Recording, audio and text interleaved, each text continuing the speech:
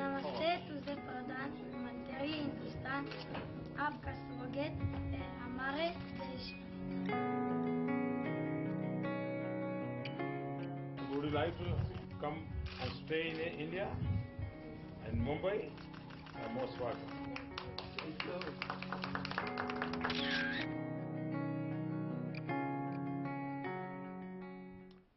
What a touching moment. A young man who lost both his parents as a baby to the worst terror attack on Indian soil. And today he gets the opportunity to meet with the Indian Prime Minister. There was a specially written note by young Moshe for the Prime Minister.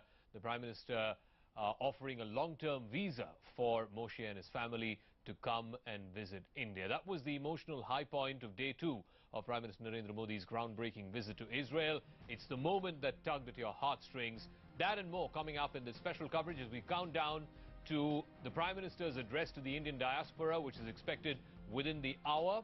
Welcome to this special coverage here on CNN News 18. Here are the headlines that we're tracking at 10 o'clock.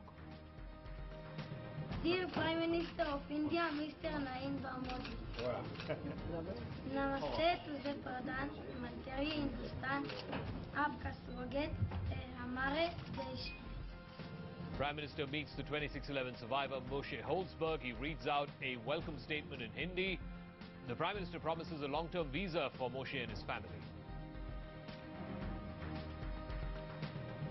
At the business end, Prime Minister Modi and Netanyahu speak on terror, technology, agriculture, water management. They also vow to fight terrorism together. 7 agreements have been signed between the two countries. The bonhomie continues between Modi and Bibi. The Israeli Prime Minister says the bilateral relationship is like a marriage made in heaven being implemented on earth. The Prime Minister invites him to visit India, which Netanyahu accepts on stage. Today was day 2 of Prime Minister Modi's visit to Israel, and the bonhomie between the two leaders was clearly coming to the surface. Israeli Prime Minister Benjamin Netanyahu called the relations between his country and India as a marriage made in heaven but being implemented on earth. Prime Minister Modi said that the last 24 hours in Israel has been memorable. The two leaders sat down for business. They inked 7 agreements in the fields of space, agriculture and science and technology. Both India and Israel agreed to jointly fight terror and the need to end the menace. Both Prime Ministers also decided to take the relationship to the next level. It is now officially characterized as a strategic partnership. Prime Minister Modi invited the Israeli Prime Minister Benjamin Netanyahu to visit India, and that is something he accepted publicly on stage. Let's listen in to some excerpts from that press statements that were read out by both Prime Ministers. India and Israel live in complex geographies. We are aware of strategic threats to regional peace and stability. India has suffered first-hand the violence and hatred spread by terror. So as Israel. Prime Minister Netanyahu and I agreed to do much more together to protect our strategic interests and also cooperate to combat growing radicalization and terrorism, including in cyberspace. I have a feeling that today India and Israel are changing our world and maybe changing parts of the world, because this is a cooperation. It's a marriage, really, made in heaven, but we're implementing it here on earth. We're being challenged by the forces of terror that seeks to undermine our world, our countries, the peace and stability of our common civilization. And we have agreed to cooperate in this area as well. But this is an expression of our commitment to fight the bad and work for the good. And I think this is what marks this visit. It's a partnership to seek the good, to defend the good, to achieve the good. And this is a good day.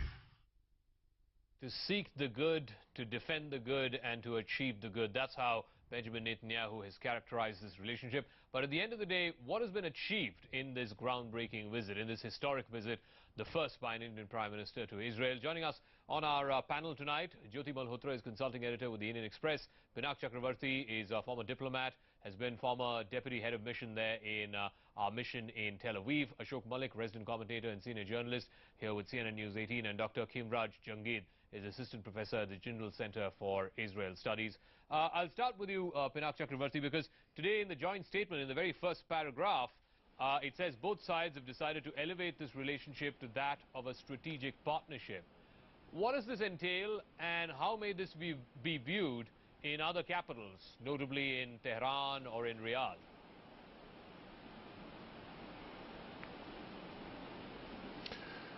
Well, I'm not surprised that that the formal announcement of a strategic relationship has been made in the joint statement. In my view, and I know firsthand that a lot of strategic agreements have been made in the past. And not to forget that during certain conflicts that India has faced with China and Pakistan, Israel has been rather helpful. And even in '71, you may have read the stories about Golda Meir and Indira Gandhi being in touch about certain equipment and weapons that Israel had authorized to be transferred to India. So there is a long history actually of strategic cooperation. But today, I think, is a remarkable day when an Indian Prime Minister has visited Israel after almost 70 years. Right. So I think the relationship is now, I mean, it's really strategic in the sense that we keep using and throwing this word strategic all over the place and calling all kinds of relationships strategic. But I think India and Israel is truly strategic. Okay. Because I have seen it from the inside. And I know how much we share. One of the other interesting things which stood out in this joint statement, and both the Prime Ministers referred to this as well, Ashok Malik, was they discussed not just bilateral issues, but also how they could cooperate in third countries, most notably in Africa. I'm just curious how this would work from a geostrategic point of view. We know that the Chinese are deeply engaged with Africa. Could India and Israel join hands to perhaps counter some of that Chinese influence in Africa? And how may Africa receive this?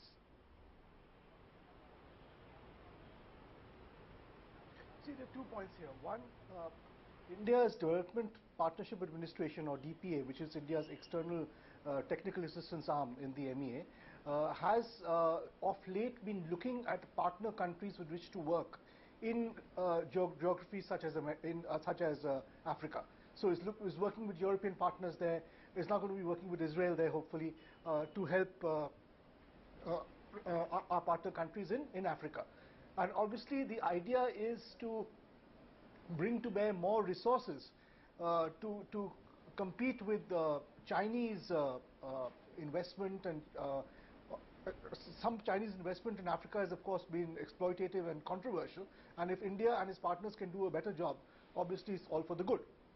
The other thing is there are a number of countries, not just in Africa, but frankly even in the Gulf, even in the Arab world, which seek to work with Israel on irrigation, on water management, but can't do it directly. And they would want to work with India. I recently had a meeting with a very senior ambassador from a very important Arab country here in Delhi.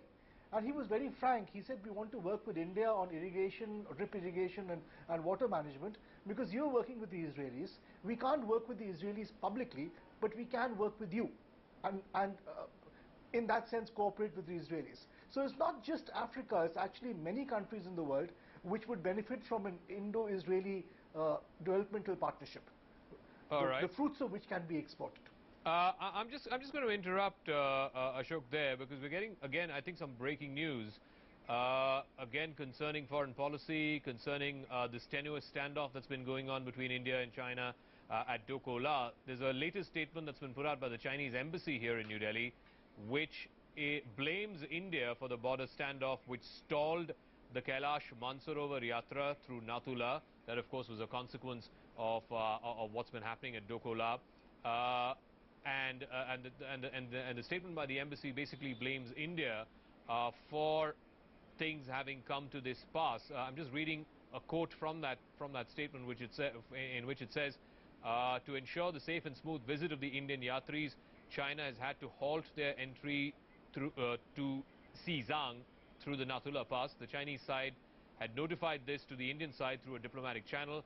China consistently respects the Indian people's religious sentiments and attaches importance to the Yatra.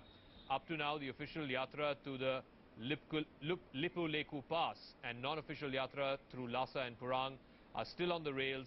We are willing to discuss the possibility of alternative arrangements through other routes for the Kailash Mansarovar Yatra. So this story is continuing to develop.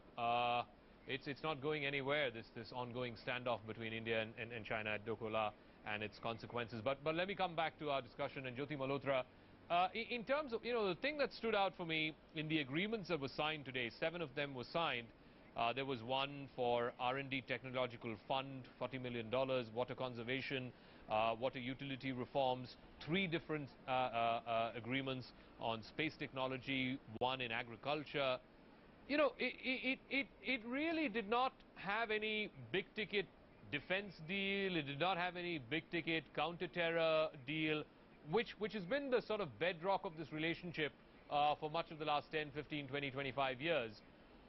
Is this a maturing, an evolution of the relationship that India and Israel are saying that, look, we want to put the emphasis on other areas like agriculture, healthcare, higher education, that this is not just a defense transactional buyer-seller relationship? I don't think so, Zaka. I think the Indian government is smarter than that. The fact is that if there had been a defense deal, or if there had been some sort of a counter-terrorism or an agreement or even an MOU or something in the defense or strategic arena, I think all of us would have focused just on that and would have ignored everything else. So I think the Prime Minister's visit in itself has been about underlining this relationship between India and Israel and reiterating and confirming in so many ways that India lives in a difficult geography, as the Prime Minister pointed out, and Benjamin Netanyahu pointed out. So I think this sort of coming of minds between the two leaders is important in itself, and you don't need an agreement to tell you that this is the meat or the heart of this visit and of the relationship that will ensue from now. So whether it's drip irrigation or water or sanitation or whatever it is, these are important, of course they are, and the Prime Minister will use these aspects and use these pacts to talk about transforming India and how Israel can help this transformation of India. But let's not make, let's not kid ourselves. The fact is that this visit was all about a meeting of minds where Prime Minister Narendra Modi wanted the Prime Minister of Israel to agree with him and to say that yes, terror is the most important issue. And by the way, just to quickly add, what happened in Israel and has happened over the last couple of days is a message to the Americans.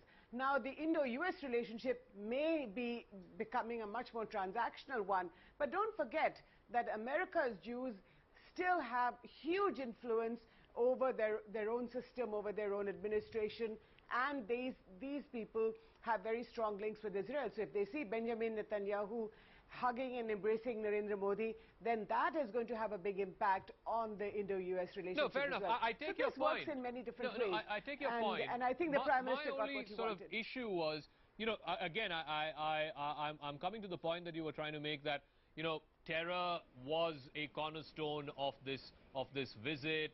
It was basically Mr. Modi trying to get Benjamin Netanyahu to endorse India's position on terror. And I'm going to play out a couple of sound bites where both Prime Ministers explicitly talked about terror. But my only sort of issue was that if terror was really the only focus of this visit, then why aren't we seeing that reflected in the joint statement, or why aren't we seeing that reflected in the MOUs that have been signed? Can I just play out a couple of sound bites of both the Prime Ministers talking specifically about the issue of terror? Let's just play that out. India and Israel live in complex geographics. We are aware of strategic threats to regional peace and stability. India has suffered firsthand the violence and hatred spread by terror. So as Israel. Prime Minister Netanyahu and I agreed to do much more together to protect our strategic interests and also cooperate to combat growing radicalization and terrorism, including in cyberspace. I have a feeling that today India and Israel are changing our world and maybe changing parts of the world, because this is a cooperation, it's a marriage really made in heaven, but we're implementing it here on earth. We're being challenged by the forces of terror that seeks to undermine our world, our countries, the peace and stability of our common civilization. And we have agreed to cooperate in this area as well. But this is an expression of our commitment to fight the bad and work for the good. And I think this is what marks this visit. It's a partnership to seek the good, to defend the good, to achieve the good. And this is a good day. Let me also get Professor Khinvraj into this conversation. You know, if you actually strip away the bonhomie and all of it was great, the photo ops, the sound bites, if you actually strip that away, you know, on the specific issue of terror, for example, I didn't hear Netanyahu call out the groups that are inimical to India. I didn't hear him say anything about countries that use their soil to target India. I mean, I'm not nitpicking here, but what I'm trying to get at is, if terror was one of the foundational sort of bases of this relationship, then why didn't we see an MOU on it, or why didn't we see explicit mention of it when the Prime Minister spoke? Or you want to weigh in on that, Dr. Khinvraj? Thank you, Jacob. Yeah, I can hear you. Jacob, I think you have very interesting inquiry there, and I think I was myself thinking today that can really India agree to the definition of terrorism that Israel has? I think it's a genuine difficulty between Israel and India to define terrorism as agreed, terrorism. Much of terrorism that is declared by Israeli state is actually Palestinian resistance, and mentioning anything Iran would certainly upset India and Iranian relationship. Mentioning Pakistan would destabilize many other things between the two, and one certainly cannot, and I think India cannot agree that Hamas is totally a terrorist organization. So I think because of their two different challenges, yeah, they can't define terrorism as one. They do have this challenge, but they do have this challenge in their particular historical conditions and in their particular struggles within their territories. So I think you are very right in asking, is there a common definition of terrorism that Israel and India can come out in a piece of document? I think they can't. Ashok Malik, much of the counter-terrorist stuff was really that emotional meeting with Moshe, and I'm not taking anything away from it. It was an extremely touching, like I said, it was the moment that tugged at your heartstrings. But if you were to strip that away and look at real nuts and bolts, you would have expected a far stronger statement from the Prime Minister of Israel, condemning and calling out the groups that are inimical to India's interests, whether it's in India or India's interests abroad. You would have at least heard a cursory statement condemning countries using their soil to launch attacks that target India. I didn't hear any of that.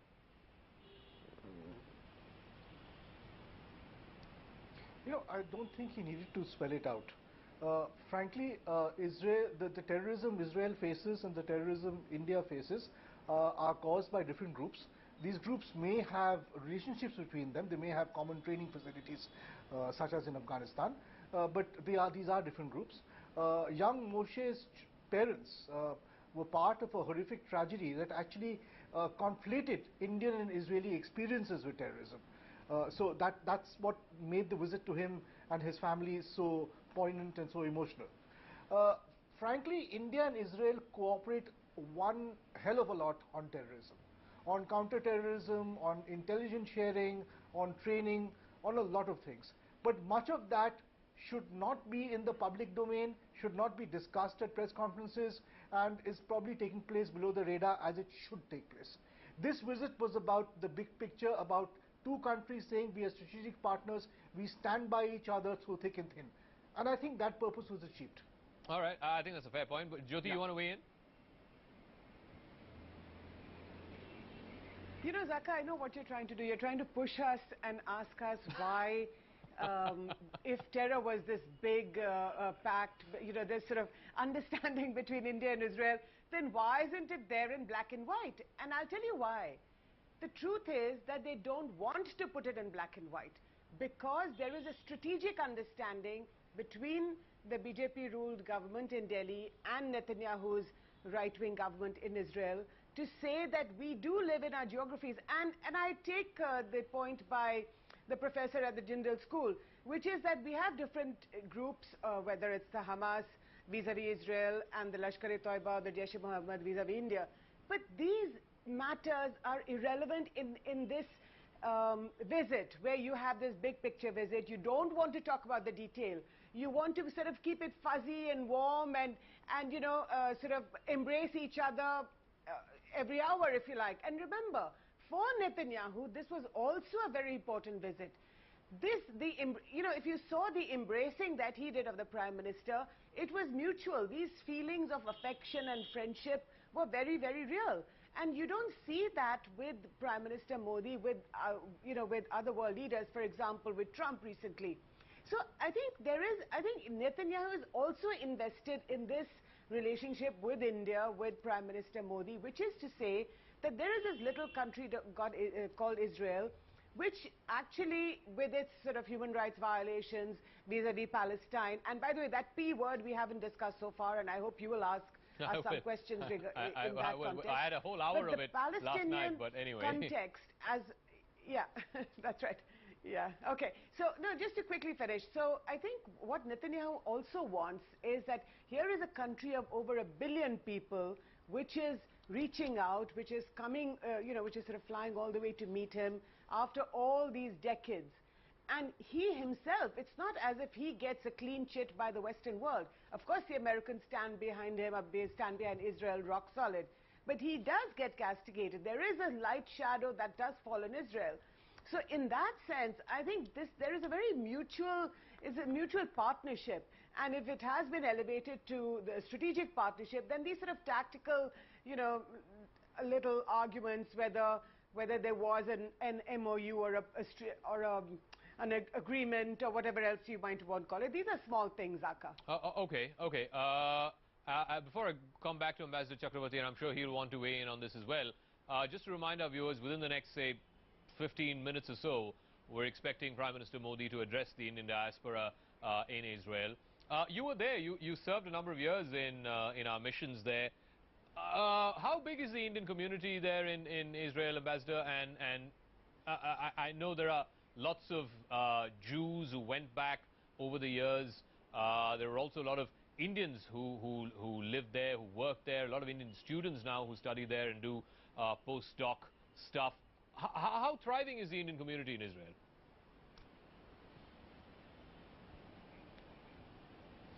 Well, when you talk about the Indian Jewish community, it's basically those who migrated from India. And of course, their descendants and others who probably now comprise about 1 lakh out of a population about, I would say, 6.5 million in Israel.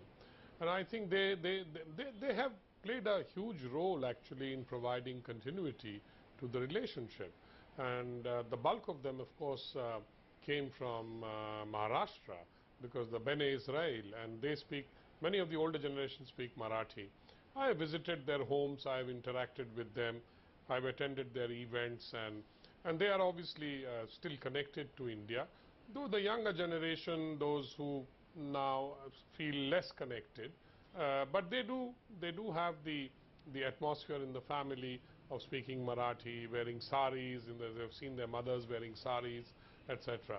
So I think that aspect is very much there. But coming back to what you have been discussing about why is there no agreement on whatever terrorism and counterterrorism, no naming and shaming of organizations.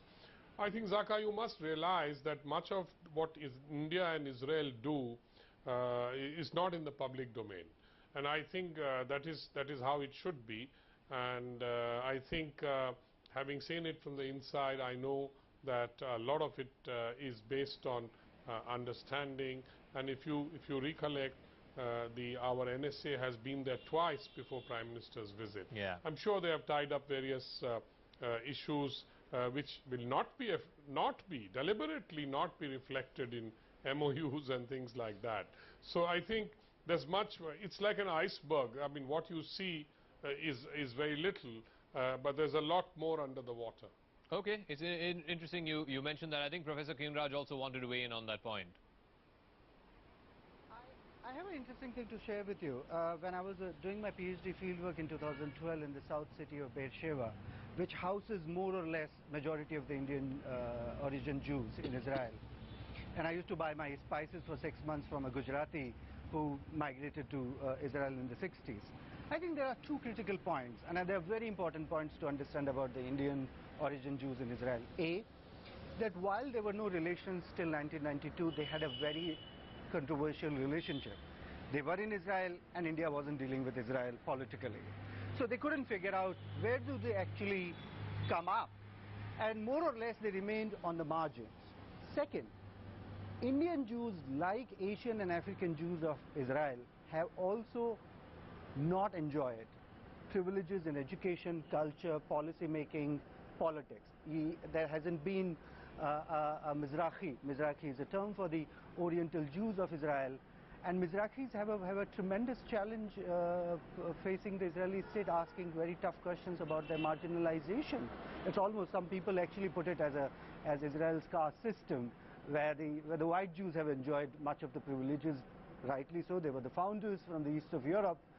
But Indian Jews haven't been in the thriving fold of the Israeli state. Somebody used, I think you used, how much thriving is that community. I don't think it has been a thriving community, and that's why I think Modi's address today to them would bring much solace. So just shed a little more light on that. I mean, when Mr. Modi travels abroad, whether it's to the US, Britain, even in China, I mean, addressing the Indian community is sort of something that he always does on a regular basis.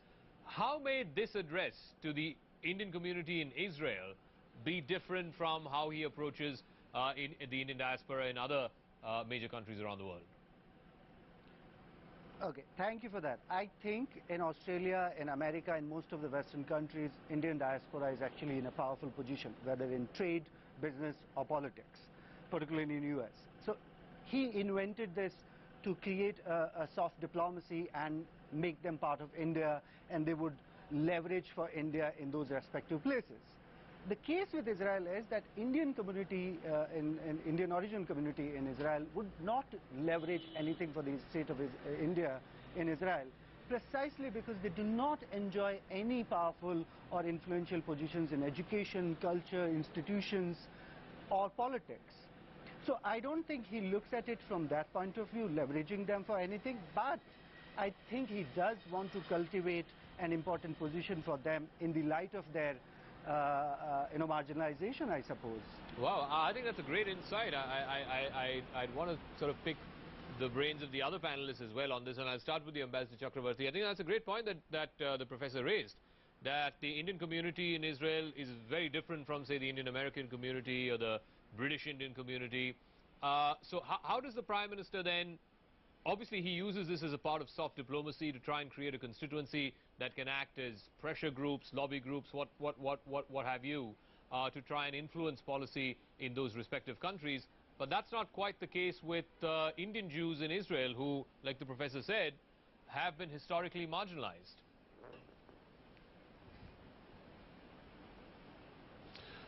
Well, I wouldn't say marginalized to that extent, but I think they are not in positions of power, if I may say so, in the Israeli power structure.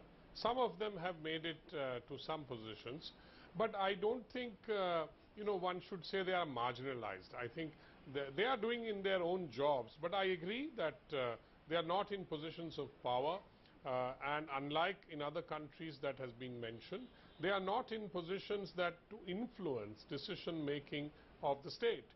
So I think Mr. Modi's address to them would probably energize them to join politics, seek higher office in politics, and get higher in the system, like many Indians have done in the USA, UK, Australia and other places. All right. So I think that is still work in progress.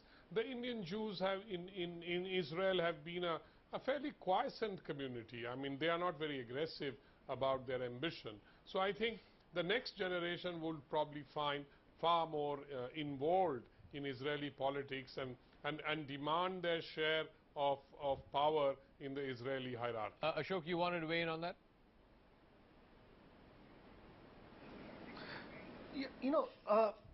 The professor is quite right that you can't compare the Indian community in Israel, the Indian origin Jews, to, let's say, Silicon Valley techies or those Indians who work in the city in London and so on.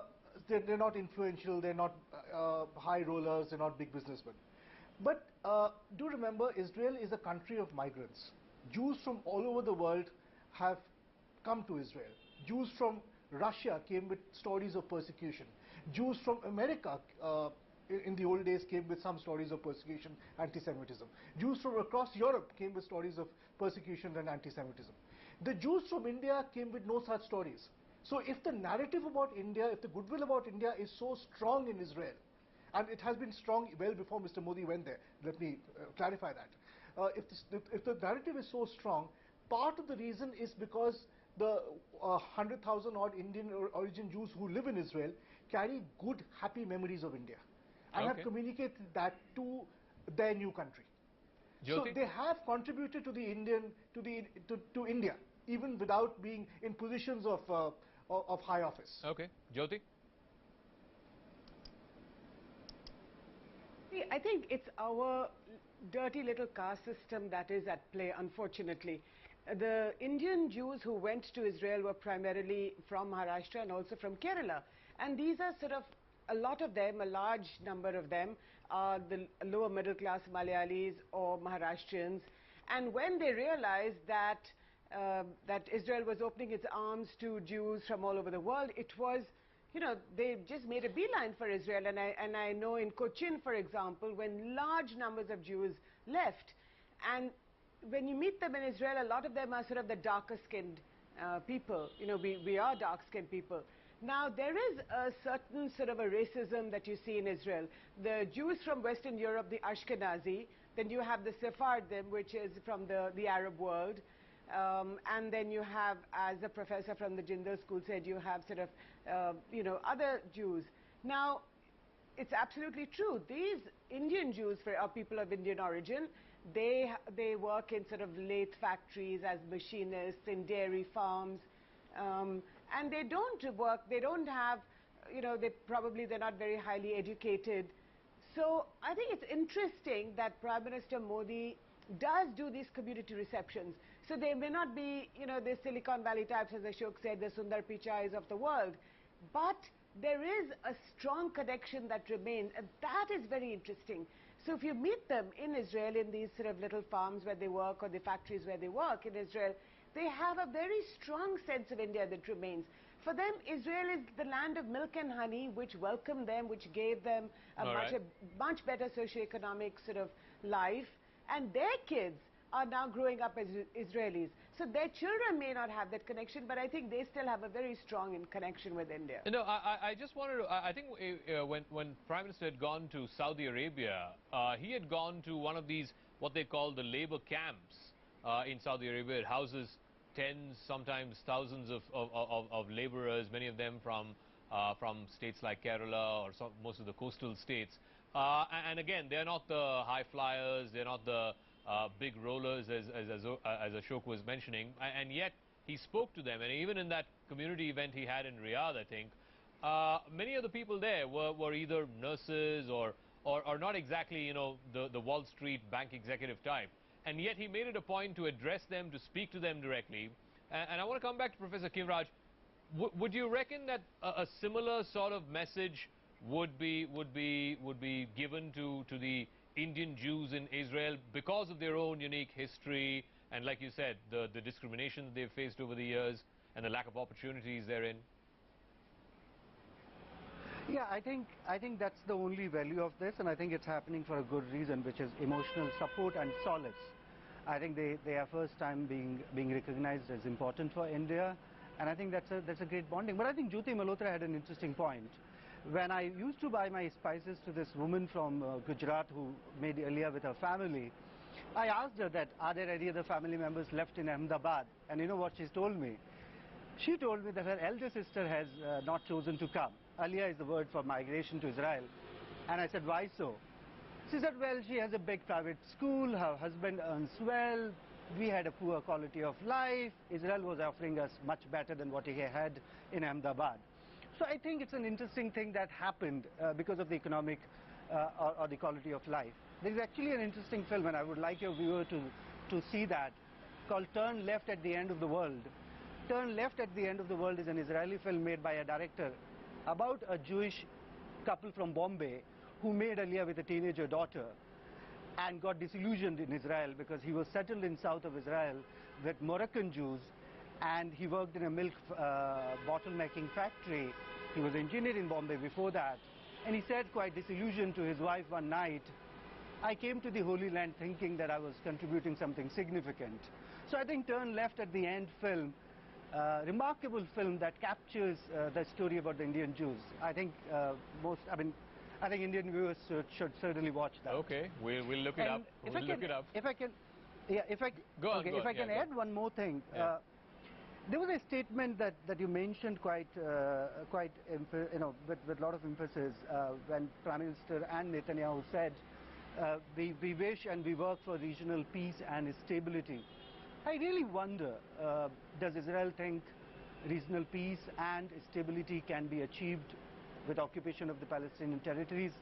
Remember, this is also the 50 years completion of the occupation. And I think it's an interesting moment to think of the idea of the regional peace. They didn't certainly elaborate on what do they mean by peace in regional terms, but I think one has to think of the 50 years of occupation when one talks about the regional peace in the Middle East. It's something that hasn't been touched upon. It's a very interesting point, and perhaps are into what Jyoti was saying. We haven't discussed the P question yet, but I'm going to get to that in just 1 second. Can we have the live shots of where this event is happening? I believe, as usual, there's Bollywood song and dance. I'm told that Sukhwinder Singh is sort of setting the stage before Prime Minister Modi arrives there. He's expected to arrive there any moment now.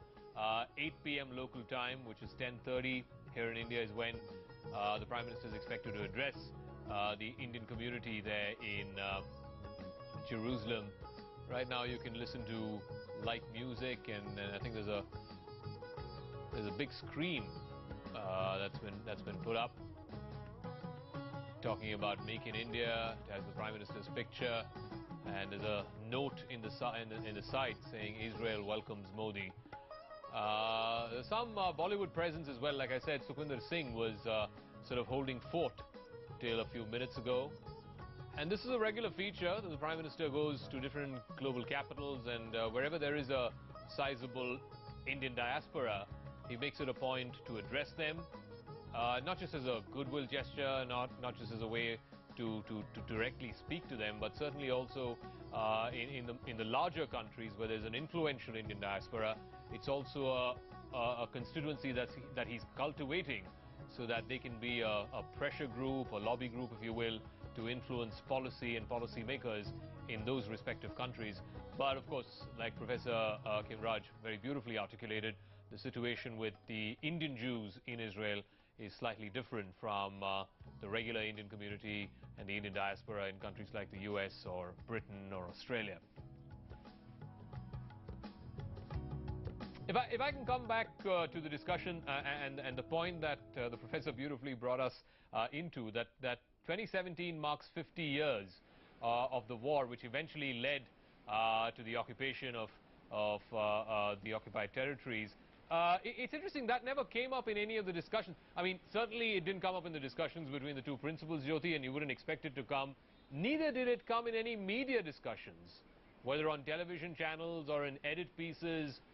Nobody quite pointed out that, you know, that the significance of the 50th year of the war should not also be lost.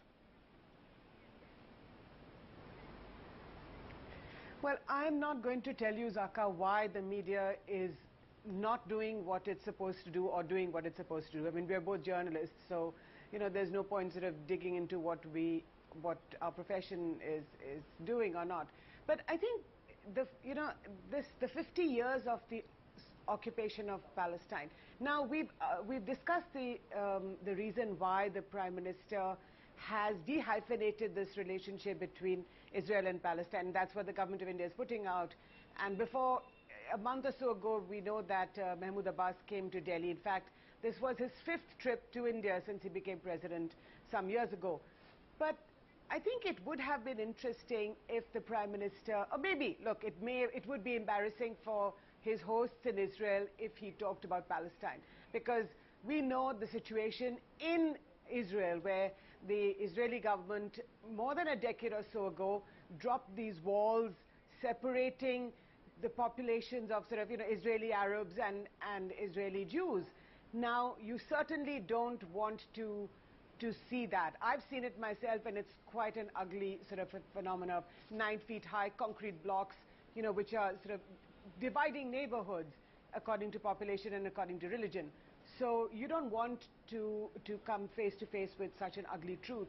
Having said that, I think the Prime Minister, and perhaps it is time for India to dehyphenate its relationship between Palestine and Israel. I just hope that we don't forget that there is this issue, and if India does want to be a regional power, a regional player, which is what the Prime Minister wants India to be, then we must also pursue the track of there being peace between Israel and Palestine, and vice versa. And if you do that, then maybe Netanyahu will ask the Indians, why is it that you cannot have peace between India and Pakistan? So I think we want to leave our troubles at home. We don't want to talk about these ugly issues when we go abroad, and you know, so it's a much more, so you have a much more positive sort of atmosphere. Okay, Ambassador Chakrabarti, just a quick word, if you can weigh in on this. Forget about the edit pieces, and this is in media on both sides. Forget about the edit pieces. Forget about the primetime discussions. Would this have been lost on the diplomats on either side, and certainly also the diplomats and the Palestinian Authority, that this visit is actually coinciding with the 50th anniversary of the war?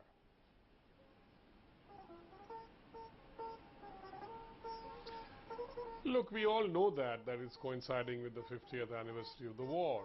But I think India has decided that we can't be holier than the Pope. I mean, if the Arabs have lost interest in the Palestinian cause, who is India to actually defend that cause and get them justice? I think it will have to be played out by the Arab countries and by the regional powers and by Israel. I don't think India can actually play a very useful role. We will follow our interest, our national interest, which is congruent with Israel in certain areas, and that is what Mr. Modi is seeking to do. So I don't think the Palestinian cause is going to by bringing it up in a visit like this, is going to help either the Palestinians or our relationship with Israel. All right, I'm going to leave it at that. I'm going to take a break on that note. When we come back, we'll have continuing coverage, as well as hopefully we will see the Prime Minister take the stage to address the Indian diaspora in Jerusalem. This is Sukhwinder Singh in the meanwhile, holding forth. Hud dabang, come on guys! Are dhar ko kaate re, are cheer dhare sannate re. जब वीर भरे हुनका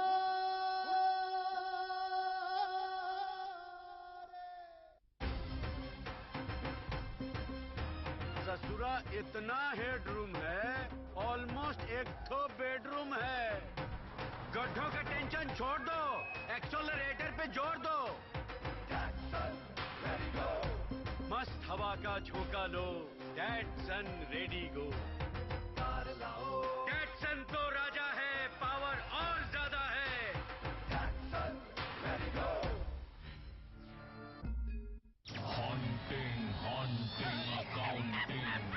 अन्ना जी, GST से क्यों डरते हो?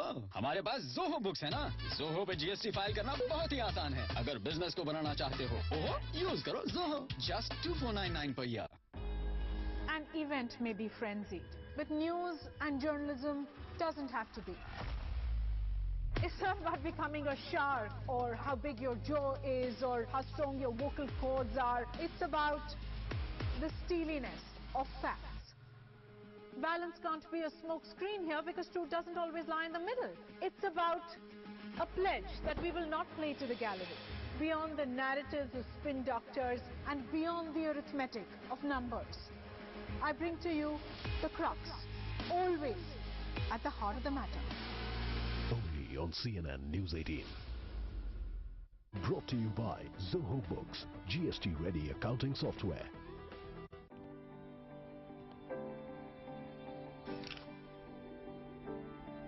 Got it! A few years ago I had a heart attack, but here I am today, directing this film. I have diabetes, but that doesn't stop me. Adult malnutrition. I had vertigo, but I'm here today, starring in this film. With the help of Abbott's breakthroughs, modern healthcare has helped millions, like me, lead fuller lives. Abbott, life to the fullest. Achieve ambition, dreams, success. Join KR Mangalam University, your destination success.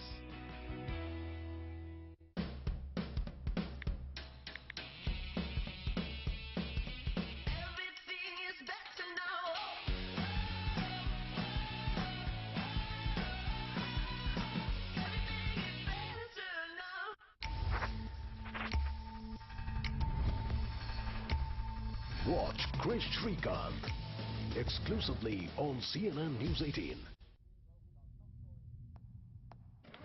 This is not a playground where you pick a side, run, walk, drive, feel, fly, all at the same time.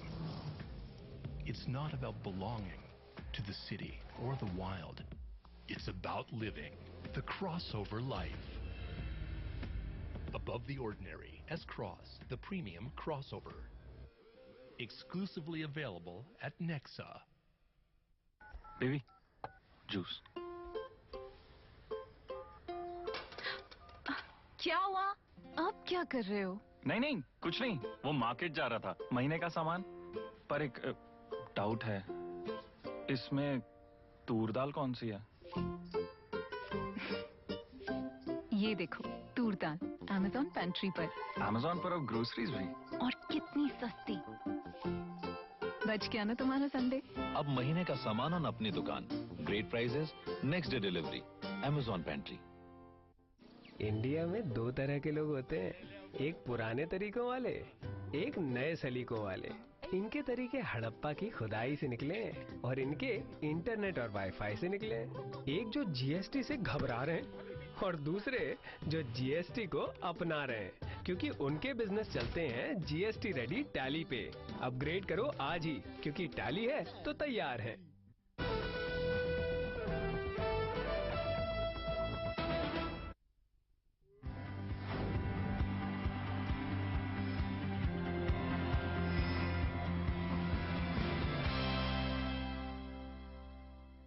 Welcome back. The emotional high point of Prime Minister Modi's second day in Israel was his meeting with the 26/11 Mumbai terror attack survivor, Moshe Holzberg. That meeting was high on emotion. It was the moment that sort of tugged at your heartstrings. Moshe, whose parents were killed at the Chabad house in Mumbai, he read out a written message in Hindi, some parts of it, for Prime Minister Modi. Moshe said that he would love to visit Mumbai, The Prime Minister too invited Moshe and his family to India, announcing that they would get a long-term visa. You remember some years ago, I think it was in 2009, one of his uncles and one of his aunts had to cancel a planned trip to Mumbai because they couldn't get a visa on time. The Prime Minister today making it a point to publicly tell Moshe that him and his family will be given a long-term visa. They can come to Mumbai whenever they please. My parents lived in Mumbai. Welcome to Israel, our holy land, to holy city of Jerusalem. My name is Moshe Olsberg, the son of Rabbi Gabi and Risky Olsberg. I am 11. They are sent by Lubavitch. I am 11 years old. I was saved by my very special Nanny Sandra. May God bless them. My parents lived in Mumbai. You're Indian nanny. My parents live in Mumbai. They help every person, Jewish and not Jewish, alike. The house was open to everyone. I now live in Israel with my grandparents, Rabbi Shimon and Judith Rosenberg, in their house in the city of Afula. I want to bless my grandparents for my father, Rabbi Nachman and Frida Olsberg. I am an happy child, thank God. And I love to play. I try to be a good student. I would like to wish you Amara Shewad, Abki Sat Hebot, Fradan, Matri Renge, Salotak.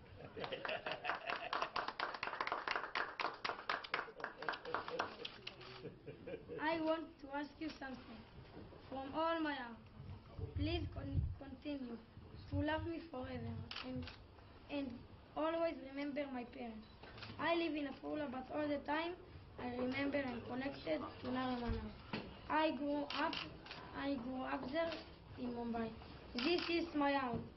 I hope I will be able to visit Mumbai. And when I get older, I live there. I will be the director of our Chabad house. With God's help, this is my house, an house of goodness. Dear Mr. Modi, I love you, and you people in India.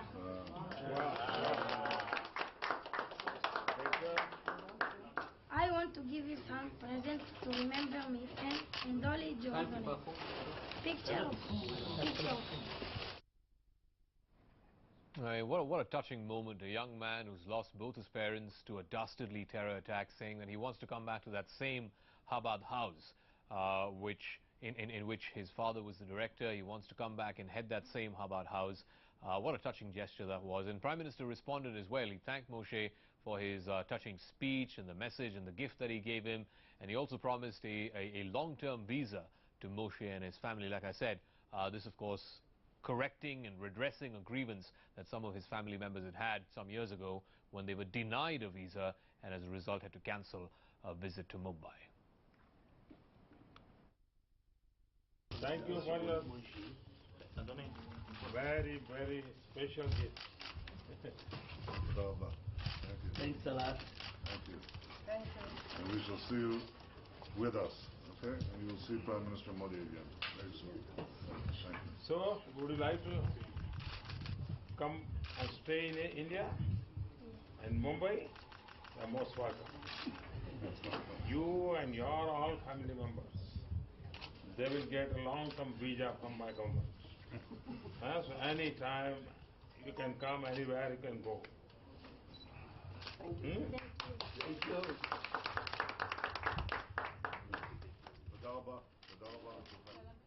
All right, let's just get final comments from our guest panel. Ashok, obviously, the moment was completely written with emotion all over it, and it was the moment that sort of tugged at your heartstrings. But really, what message does this send out to the rest of the world? That here you have India and Israel, both victims of terror, and Moshe best exemplifies that.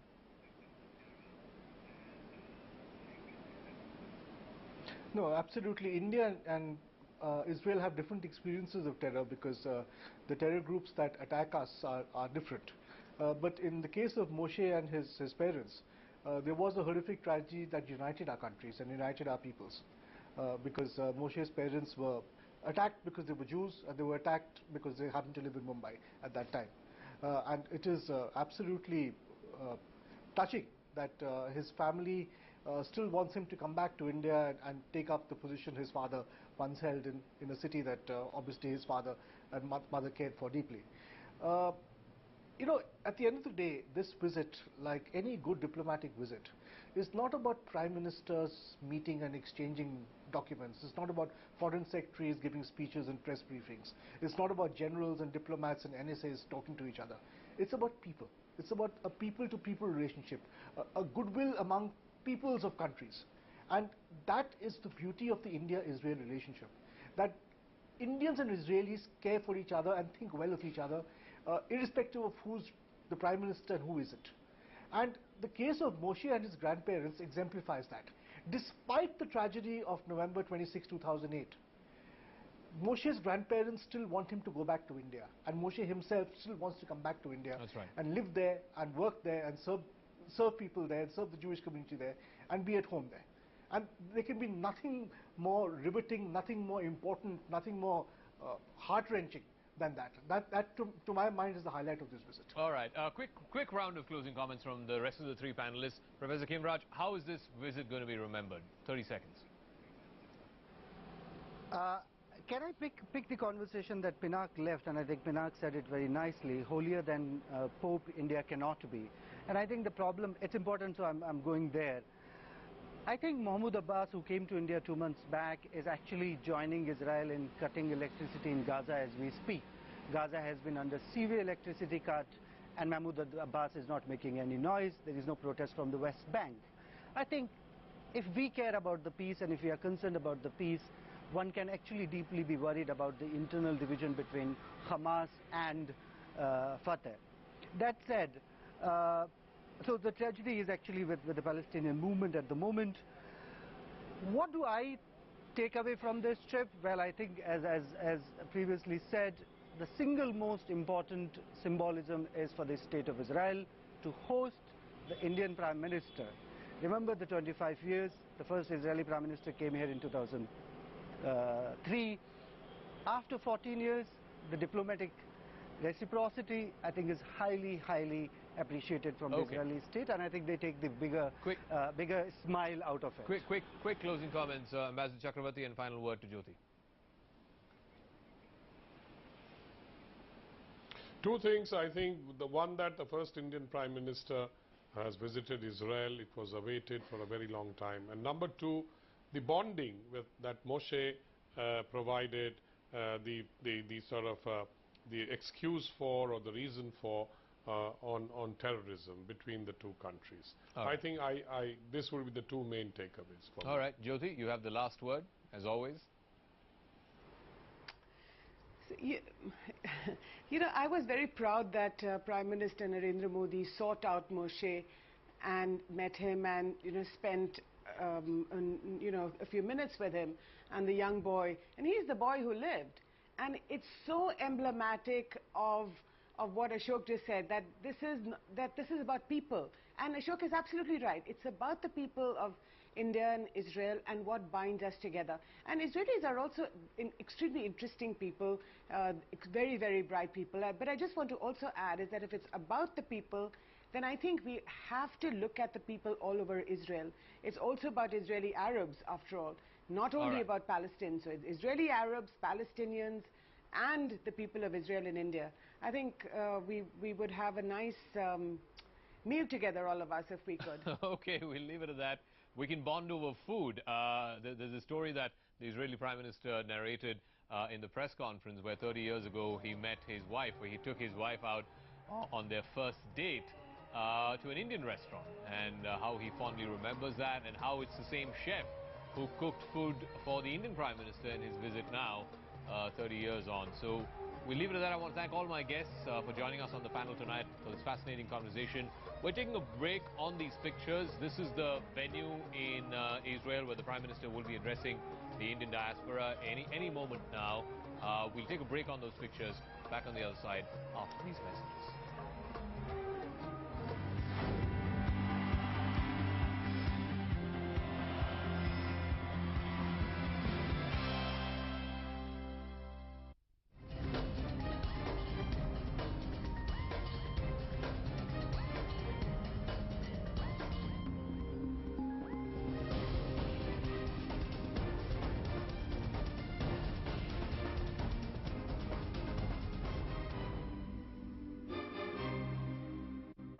अब India हुआ है idea 4G पे hook. Look look idea 4G पे देखो India हुआ hook.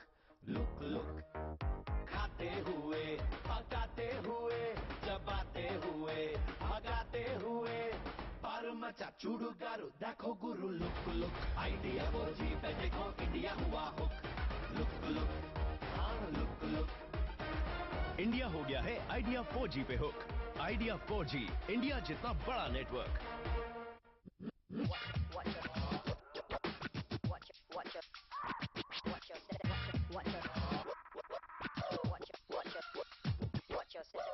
Don't lose your grip. Be safe in all road conditions with MRF, India's preferred tyre brand. Change to MRF tyres this monsoon. True power can give you everything. Nothing can give you true power. You have to take it. Watch Inside Edge exclusively on Amazon Prime Video. Sharma ji का flat 15th floor पर था, sea facing. But last month वो 7th floor पर आ गए because someone told him that number 7 is lucky for him. Flat number 707 slum facing. काश उन्हें कोई बता सकता कि प्रॉस्पेरिटी के लिए 7 नंबर नहीं, 7 तारीख का 7 चाहिए। Start investing in mutual funds on the 7th of every month. Reliance Mutual Fund and CNBC TV18 present Mutual Fund Day. हर महीने की तारीख 7 कीजिए म्यूचुअल फंड की आदत की शुरुआत। Mutual fund investments are subject to market risks. Read all scheme-related documents. All right, these are live shots from Tel Aviv, where Prime Minister Narendra Modi and his Israeli counterpart Benjamin Netanyahu have arrived. This is where the Prime Minister will be addressing the Indian diaspora. To rapturous scenes there, to a standing ovation to both these leaders. This is really a coming out party for what is a very, very important bilateral relationship. The fact that Prime Minister Netanyahu cleared up much of his schedule and came all the way through much of the engagements, and you can see the personal camaraderie, the friendship between both men, as was evident through much of this visit, right from the time Mr. Modi landed at the Tel Aviv airport up until this engagement, his address to the Indian diaspora.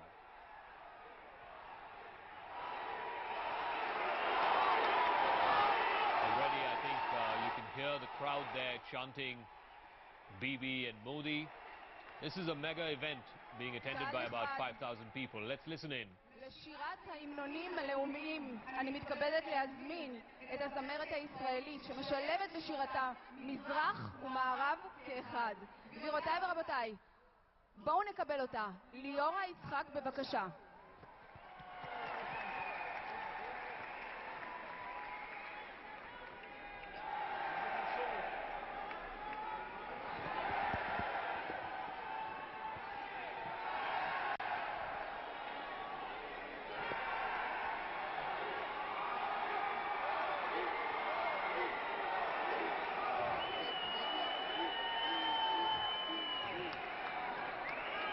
Indian National Anthem.